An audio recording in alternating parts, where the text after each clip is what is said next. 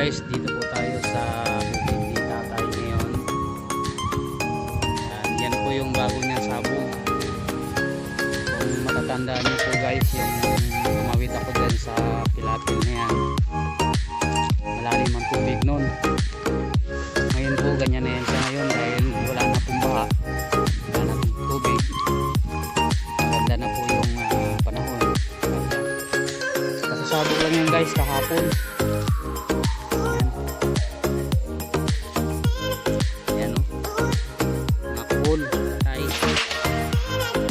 Kasi kumakain ng palay guys yung buhol.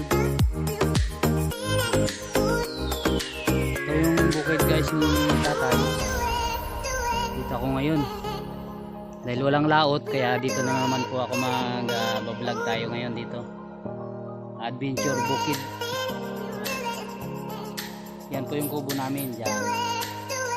Dito po ako tumawid noon, yung malalim ng tubig dito, baha.